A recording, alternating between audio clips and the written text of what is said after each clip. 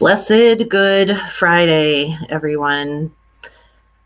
I'm going to give it a pause here to let people join. Let me know if you're watching. Hope everyone is well,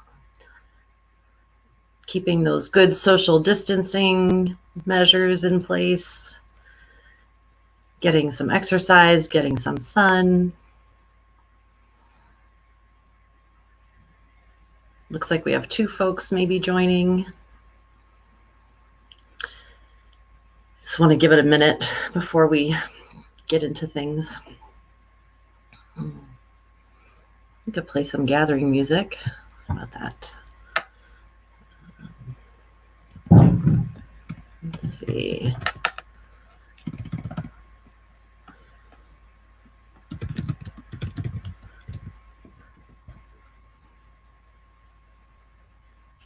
Go play some gathering music.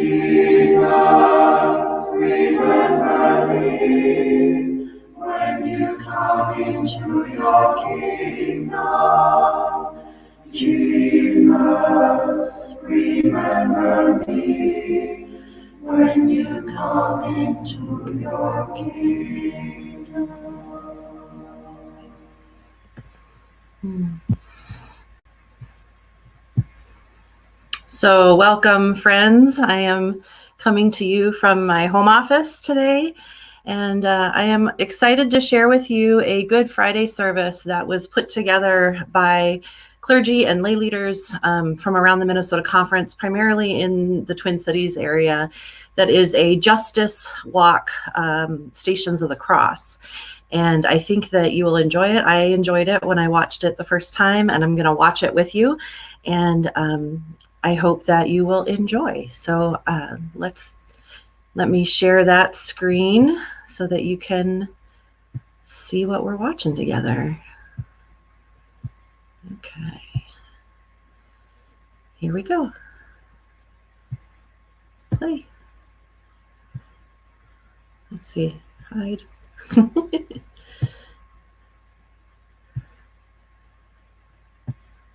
There we go.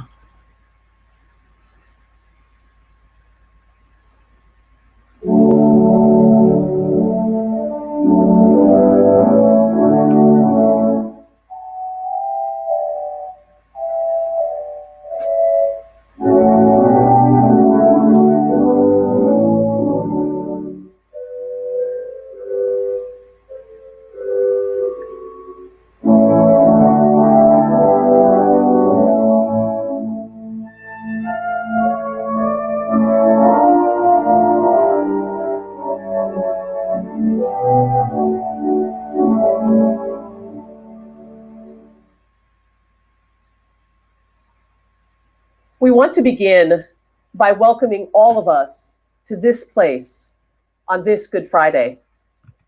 This area is known as Bedote, and it is a sacred place for Dakota peoples. It is the place where the Creator began the work of creation, of blessing, of abundance, of weaving all the creatures and plants and elements of the world into being. It is the site to which Dakota women journeyed to give birth so that they might bless their children with the power and beauty of this place. We who gather on this Good Friday do so seeking to walk in solidarity and love with the one who created and who is creating still. So as we begin, I invite us to take a few deep breaths to honor this place and the sacredness of it. Take a few deep breaths that we might begin ourselves fully present here. Jesus, keep me near the cross. There's a precious fountain,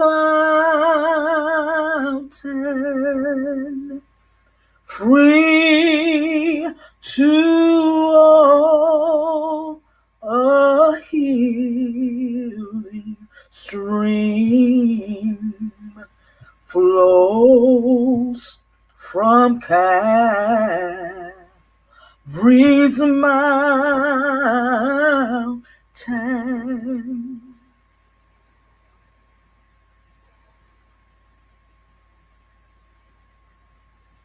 It is especially important that we call upon our breath and all that is sacred on this day.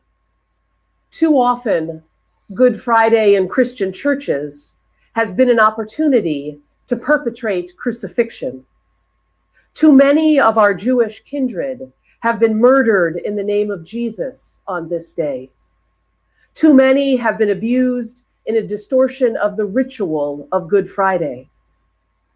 Too often, Good Friday's remembrance of Jesus' execution has resulted in the torture of others. But today we gather with a radically different understanding of what this day means to us. In each of our communities, we've been taking a journey through Lent that moves from ashes to the cross. In various ways, we have been invited to examine brokenness and what makes for sacred resistance.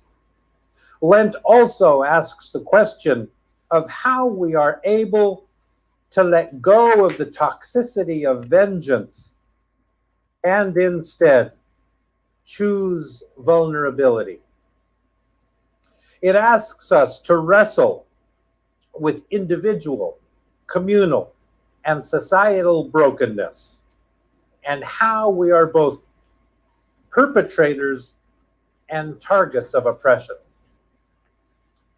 and how, amidst it all, we resist the violence, the vengeance, the oppression, through healing and revolutionary joy. But before we can fully claim that joy, before we can know the resurrection, we must face into the reality of Good Friday. Pain, suffering, abuse. These are all the all too present realities of our day. Crucifixion happens, and it continues to happen. But today, we name and claim the ways in which Jesus' crucifixion is a moment of God's radical solidarity with all who are oppressed, wounded, and experience violence. We name and claim God's willingness to experience in God's body what it was meant to be executed by the powerful of the world, executed in the same way that countless people and the planet suffer at the hands of power today. Good Friday does not valorize crucifixion, and it does not celebrate violence.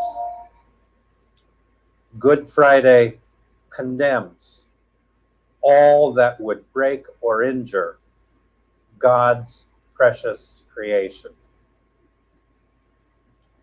But Good Friday also names the reality that violence and oppression do happen in all of our lives.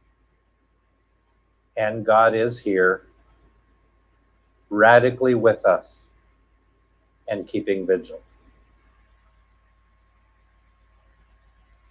What wondrous love is this, oh my soul, oh my soul. What wondrous love is this, oh my soul. What wondrous love is this that calls the Lord of hosts to bear the dreadful curse for my soul, for my soul, to bear the dreadful curse for my soul. Our Good Friday Walk for Justice has been planned collaboratively by Healing Minnesota Stories, the Interfaith Coalition on Immigration, the Racial Justice Program of the Minnesota Council of Churches, the Center for Sustainable Justice, and Lindale United Church of Christ.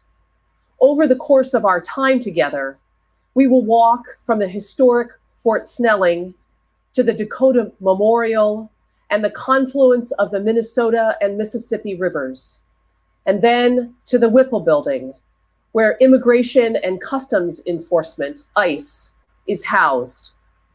At each stop, we will commemorate a station of the cross and name how the crucifixion is alive in this place, woven together with Jesus' crucifixion. And we will name how we are called to be grievers, mourners, rememberers, and resistors of all crucifixion. So let us begin our service. We invite you to join with us in our responsive opening prayer. We gather this day in solidarity with Jesus, those throughout history, and those today whose cries for freedom have been silenced by fear, betrayal, and crucifixion. We gather this day as witnesses to fear, to betrayal, to crucifixion.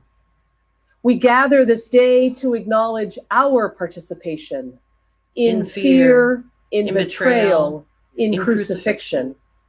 We gather this day to resist fear, betrayal, and crucifixion. May God be with us. May God be always with us.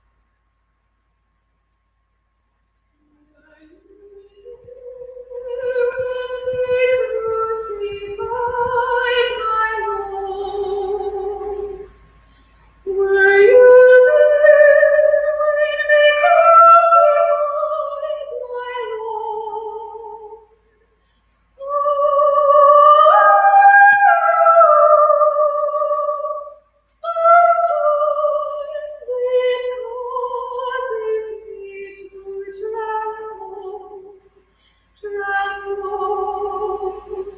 tremble. Were you there when they crucified my Lord? Pilate brought Jesus outside and said to the people, "Look at your king." At this they shouted, "Away with him! Crucify him!" Then Pilate handed Jesus over to be crucified.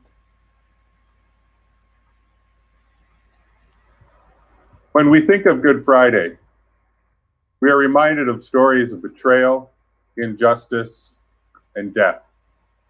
It is important to remind ourselves also of the stories of betrayal, injustice, and death that surround us every single day. Here in 1865, nearly 2 years after the U.S.-Dakota War, 2 Dakota chiefs, Shakpe and Medicine Bottle, having sought shelter and refuge in Canada, were drugged and kidnapped and brought back to this place, Bedote. They were put on trial and convicted, condemned. There were no defense witnesses called. There was no testimony given. And on November 11th, 1865, on this land, immediately behind me, they were executed, hanged by the neck until dead. After that, their bodies were placed in barrels and disappeared. Their relatives to this day still look for their bodies. We stand looking at the historic Fort Snelling, and if we turn, we can see the Fort Snelling Chapel that was built in the 1930s.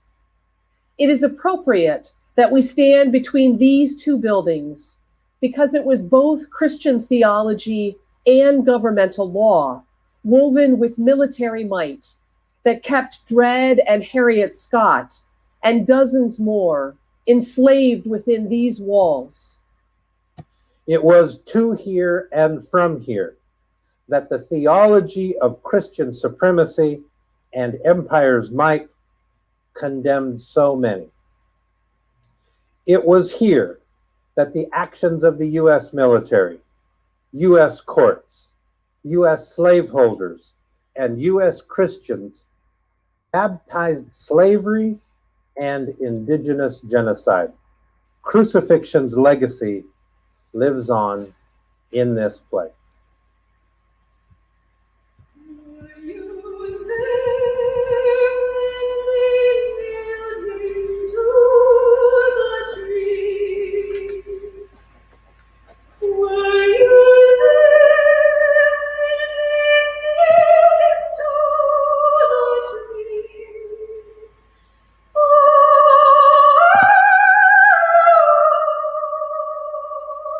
Sometimes it causes me to tremble, tremble. Were you there when they nailed him to the tree?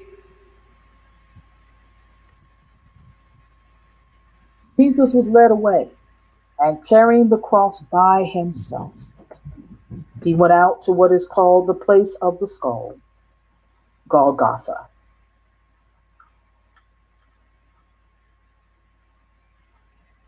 We're here now in this valley, this Bedote, this sacred place at the confluence of the Minnesota and Mississippi rivers.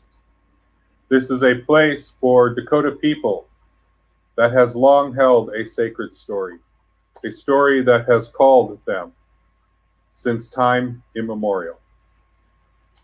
It is to this place that Dakota women in full term of their pregnancy would sometimes walk 2 or 3 days to reach this valley to give birth to their children in this place. so that the birth of their child and the story of their people weave together seamlessly. For it is in this valley that the Dakota creation story is held, where the first Dakota footprints were placed into the soil. And sadly, it is into this valley where, following the War of 1862, 1,700 Dakota women, children, and elders were forcibly marched across the breadth of this state, 150 miles, in 6 days, and were kept in a concentration camp here in this valley. This place that holds their story. This place that remembers their songs. They were held here, behind a stockade fence. A stockade fence. A piece of equipment which is literally designed and engineered to contain livestock before they're slaughtered. It is in this place, the place of Dakota Genesis, where the United States government attempted their genocide. Disease took its toll with quick efficiency. It is reported that when the diseases were running particularly high in that winter of 1862, those soldiers who had come down from the fort every morning to collect and bury the dead, it is recorded that when the diseases were running particularly high, those soldiers were busy digging graves from sunup till sundown, day after day after day.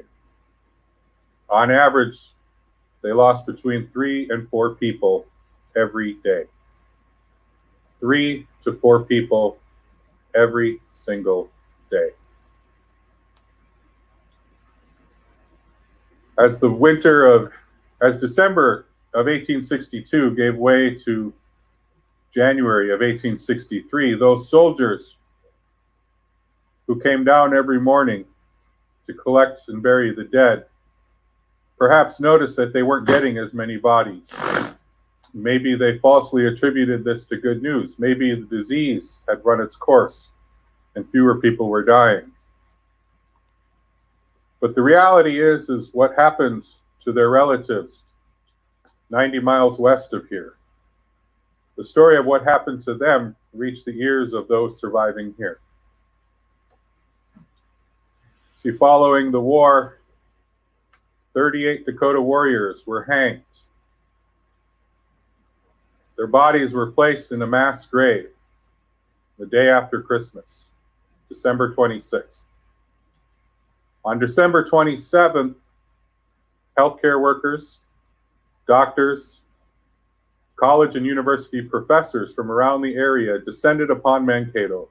They unearthed the mass grave, and they stole each and every one of the bodies. That story reached the ears of those here. And rather than trusting the soldiers who came down every morning, not knowing what would happen, not knowing if the bones of their relatives would end up as a paperweight on a doctor's desk, instead, they buried their relatives here, in this place, in secret, in silence, carrying the cross themselves to the place of Golgotha. When I was sinking down, sinking down, sinking down. When I was sinking down, sinking down. When I was sinking down, beneath the righteous crown, Christ laid aside his crown for my soul, for my soul. Christ laid aside his crown for my soul. having been beaten, tortured, and deprived of food and water. Jesus cannot carry the 165-pound weight of the cross. He falls under the physical and metaphysical weight of his impending execution. We are here near the confluence of the Minnesota and Mississippi rivers. We're at the base of historic Fort Snelling. Foundational to an Indigenous worldview is the living truth that land, that place, holds story, keeps it alive, gives it breath. And this place, this valley, this Bedote, holds countless stories. We've discussed the concentration camp and the harsh and terrible conditions that were meted out to the Dakota elders, women, and children. In the spring of 1863, it became illegal to be Dakota within the borders of Minnesota. And so the survivors of that concentration camp needed to be removed from this state.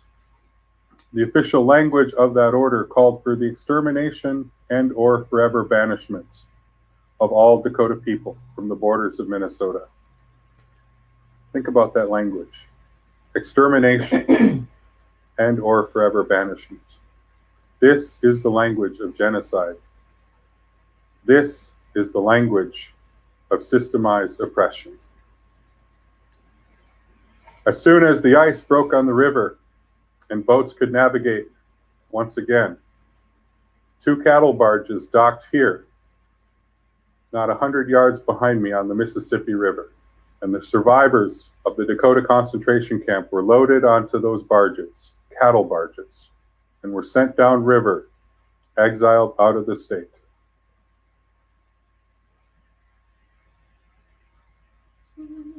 God and to the Lamb I will sing, I will sing. To God and to the Lamb I will sing. To God and to the Lamb, who is the great I am, while millions join the theme, I will sing, I will sing. While millions join the theme, I will sing. As Jesus stands again and takes up his cross, he is surrounded by mocking and cruelty. He gazes at those who are hurling hatred at him and finds his mother. She can do nothing but hold him for a moment, powerless to stop what is happening to her beloved. She bears witness and offers love.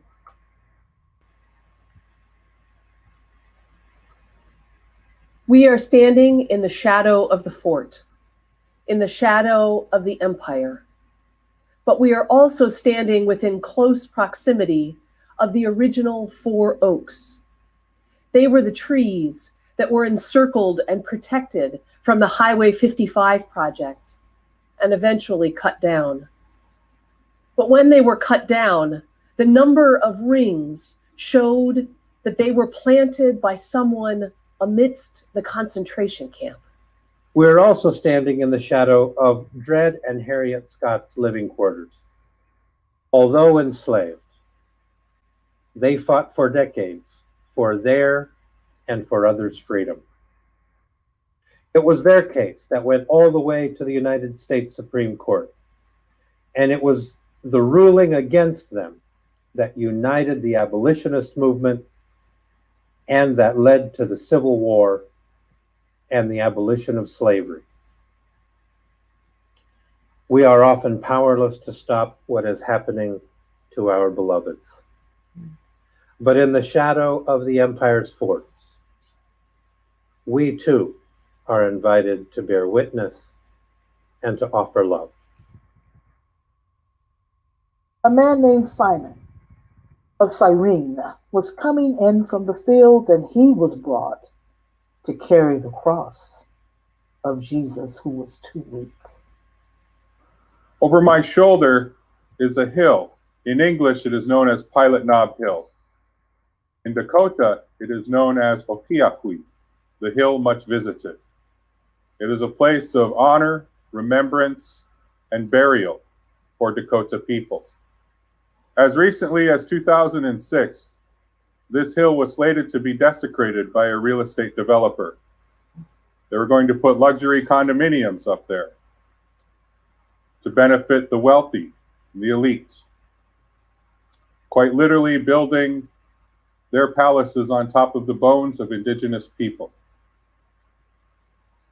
This hill was saved, yes, through some grassroots indigenous activism collectively coming together. But it wasn't that alone. This hill was ultimately saved because some well-intentioned white women from the suburbs added their voices to the collective outcry to save this hill. Quite literally coming together to carry the burden that one cannot carry alone.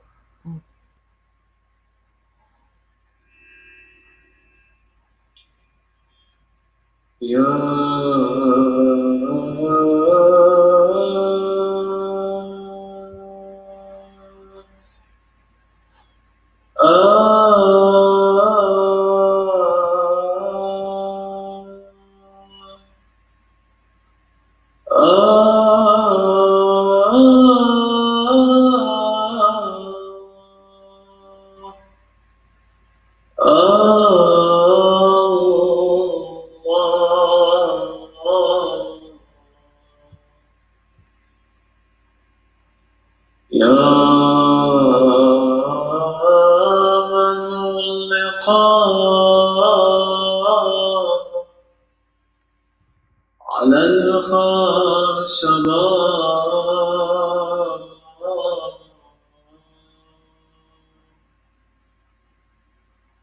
يا من علق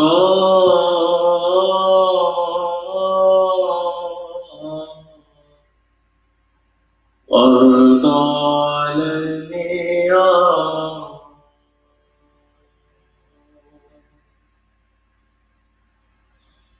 نجد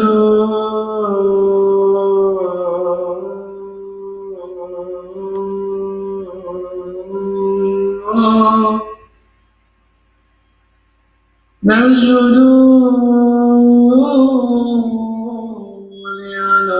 لأنعامك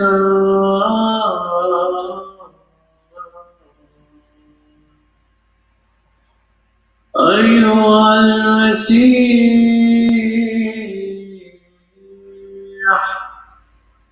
فأرنا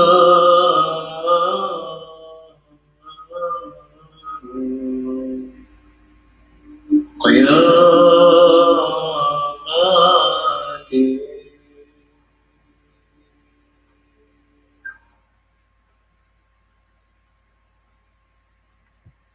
They stripped off his clothes and began to mock him, saying, "All hail, King of the Jews."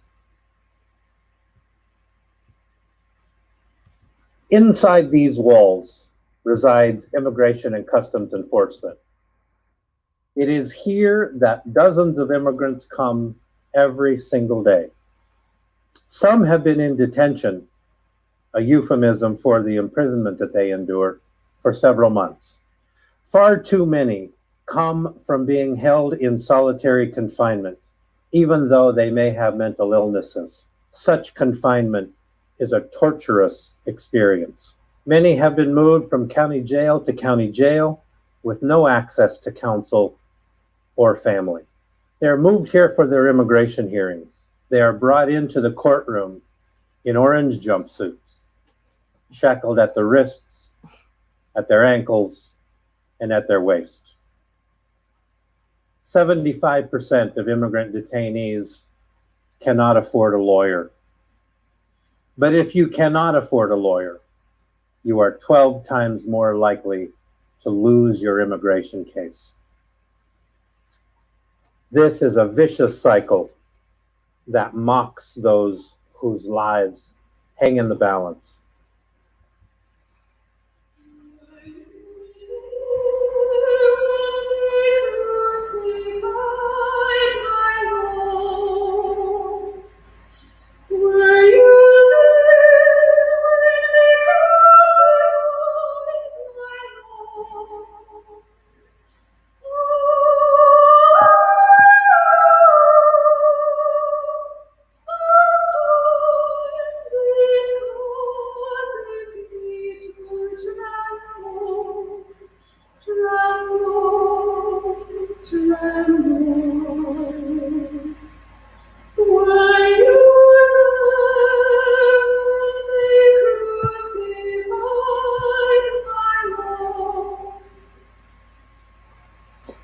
Jesus came to the place of the skull, Golgotha. There they crucified him and two others with him.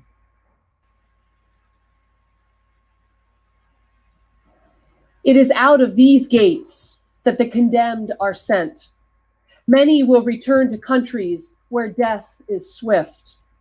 Some will be exiled to countries where they know no one, alone and afraid. All are captives of the same systems of slavery, concentration camps, exile, and genocide that have been at work for centuries here. The body of Christ that was crucified that day on Golgotha is crucified every day. In this place called Vedote, Christ's body is crucified through concentration camps and executions, through family separation policies known as boarding schools, as ICE vans deport human beings away from their families and children are separated from parents in cages. Christ's body is crucified anew. And what are we to do? We are invited to bear witness, to grieve, to mourn, to remember. And now we are invited to share in the feast together. We're invited to share in communion. We now come to the time in our service of a shared feast, a gathering around a crowded table. This eating together, this sharing of food and kinship is one of the most powerful ways we have of living in solidarity with one another. It is one of the most powerful ways we have of strengthening our individual and collective bodies of work for the resisting of crucifixion in our world. In these times of COVID-19, as we are separated from one another by physical distance, we must find new ways to nurture and sustain ourselves for the work of resisting crucifixion and practicing resurrection. We invite each of you in your own homes to gather some bread and some wine or juice so that we may all consecrate our own elements and partake together. We remember that on the night before Jesus was killed by those who feared him, on the night before she died of exposure at the concentration camp, on the night before his trans body was murdered, on the night before they were left to die from COVID-19 in a nursing home devoid of healthcare workers, On the night before her body was destroyed by a pipeline, On the night before he was deported by ICE, on the night before he was arrested and crucified, he took bread and blessed it and broke it. He said, "This is my body broken, open, shared with you." and each time you eat this ordinary bread, remember the extraordinary, transformative power of our lives when they are broken open for justice and love. and he took the cup saying, "This is the cup of liberation." Each time you drink of this cup, you participate in the promise of new life and are now in communion with God. this table is open to all. You do not need to be a member of any church or any religious community to partake. For we believe that Christ is the host, Christ sets the table, and Christ welcomes all. Stay with me, remain here with me. Watch and pray. Watch and pray. Stay with me, remain here with me. Watch and pray. Watch and pray. Stay with me, remain here with me. Watch and pray. Watch and pray. Stay with me, remain here with me. Watch and pray. Watch and pray. Today, we stand with the women who watch Christ's agony from afar. Enable us to follow the example of their resilient and persistent love. That being steadfast in the face of horror and injustice, we may also know and practice solidarity and resurrection. Amen. Amen.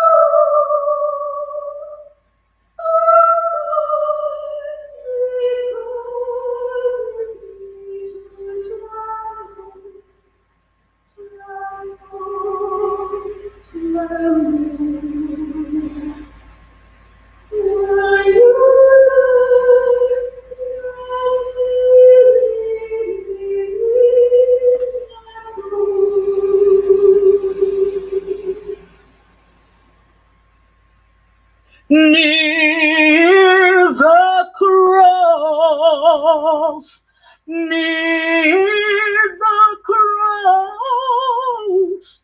be my glory ever, till my raptured soul shall find rest beyond the river.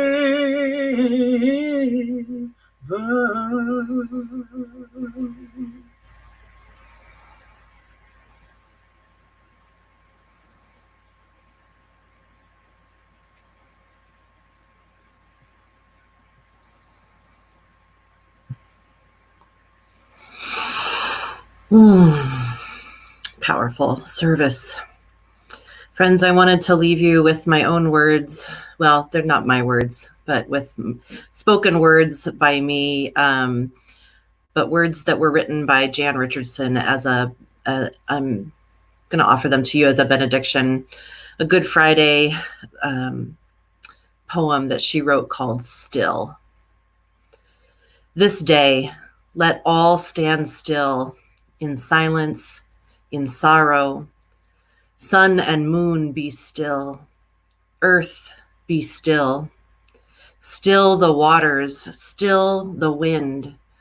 Let the ground gape in stunned lamentation. Let it weep as it receives what it thinks it will not give up. Let it groan as it gathers the one who was thought forever stilled. Time, be still. Watch and wait. Still. Have a blessed Friday and a holy Saturday, and I will see you Sunday morning for Easter. Peace be with you.